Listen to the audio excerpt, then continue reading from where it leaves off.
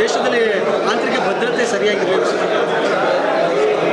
ಪಹಲ್ಗಾಮ್ ನಡೆದಿರ್ತಕ್ಕಂಥ ಘಟನೆ ಎಲ್ಲರಿಗೂ ಆ ಮಾಹಿತಿ ಇದೆ. ಯಾವ ರೀತಿ ಹಿಂದೂಗಳನ್ನ ಗುರುತಿಸಿ ಅವ್ರನ್ನ ಕೊಲೆ ಮಾಡಿರೋವಂಥದ್ದು ಎಲ್ಲರಿಗೂ ಗೊತ್ತಿದೆ. ಈ ಸಂದರ್ಭದಲ್ಲಿ ಭಾರತೀಯರು ಭಾರತಕ್ಕಾಗಿ ಒಂದು ಏಕತೆಯಿಂದ ಮುಂದುವರಿಬೇಕಾಗಿರೋದು ಎಲ್ಲಕ್ಕಿಂತ ಮುಖ್ಯ. ಈ ಘಟನೆ ಬಗ್ಗೆ ಏನೇನು ವೈಫಲ್ಯತೆ ಇಲ್ವೋ ಅದು ಪರಿಶೀಲನೆ ಆಗೋದು ಮುಂದೆ. ಸದ್ಯಕ್ಕೆ ನಾವು ಸೂಕ್ತವಾದ ಒಂದು ಕಠಿಣ ಪ್ರತಿಕ್ರಿಯೆಯನ್ನು ಕೊಡಬೇಕಾಗಿದೆ. ಅದು ನಮ್ಮ ಕೇಂದ್ರದ ವರಿಷ್ಠರು ಕೊಡ್ತಾ ಇದ್ದಾರೆ. ಮತ್ತು ನಮ್ಮ ಭದ್ರತೆ ಕಡೆಯಲ್ಲಿ ಯಾವುದೇ ರೀತಿಯ ಇಂಥ ಒಂದು ಪ್ರಶ್ನೆನೇ ಇಲ್ಲ. ಇವ್ರಿಗೆ ಕಠಿಣ ಕ್ರಮ ತಗೊಳ್ತೀವಿ.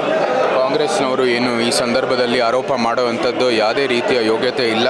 ಹಿಂದೆ ಭಾರತದಲ್ಲಿ ಅವರ ಆಳ್ವಿಕೆಯ ಸಮಯದಲ್ಲಿ ಯಾವ ರೀತಿಯ ಭಯೋತ್ಪಾದಕರಿಗೆ ಒಂದು ಸಂಪೂರ್ಣವಾಗಿ ಇಲ್ಲಿ ಭಾರತ ಒಂದು ಫ್ರೀ ಕಂಟ್ರಿಯಾಗಿ ಅವ್ರಿಗೆ ಒಂದು ಅವಕಾಶ ಇತ್ತು ಅಂತ ನಮ್ಮೆಲ್ಲರಿಗೂ ಗೊತ್ತಿದೆ.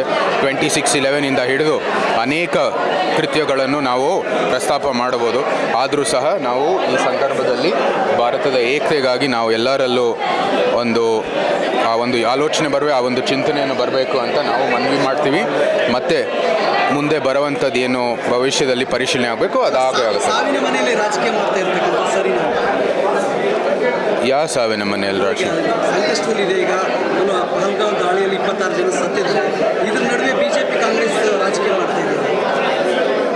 ನಮ್ಮ ಪಕ್ಷದ ನಿಟ್ಟಿನಲ್ಲಿ ನಾವು ಕೇಂದ್ರದಲ್ಲಿ ಆಡಳಿತ ಪಕ್ಷ ಈ ಘಟನೆಯನ್ನು ಆಗಿದ ನಂತರ ನಾವು ಕಠಿಣ ಒಂದು ಕ್ರಮ ತಗೋಬೇಕಾಗಿದೆ, ಪ್ರತಿಕ್ರಿಯೆ ಕೊಡಬೇಕಾಗಿದೆ. ಆ ಕೆಲಸವನ್ನು ಮಾಡ್ತಾ ಇದ್ದೀವಿ. ಇದರಲ್ಲಿ ಯಾವುದೇ ರೀತಿಯ ರಾಜಕೀಯ ಇಲ್ಲ. ನಾವು ಎಲ್ಲರೂ ಹೇಳ್ತಾ ಇರೋದು ಭಾರತೀಯರಾಗಿ ನಾವೆಲ್ಲರೂ ಮುಂದುವರಿಬೇಕಂತ ಭಾರತಕ್ಕೋಸ್ಕರ. ಕೇಂದ್ರ ಸರ್ಕಾರ ರಾಜಕೀಯ ತಾಂತ್ರಿಕ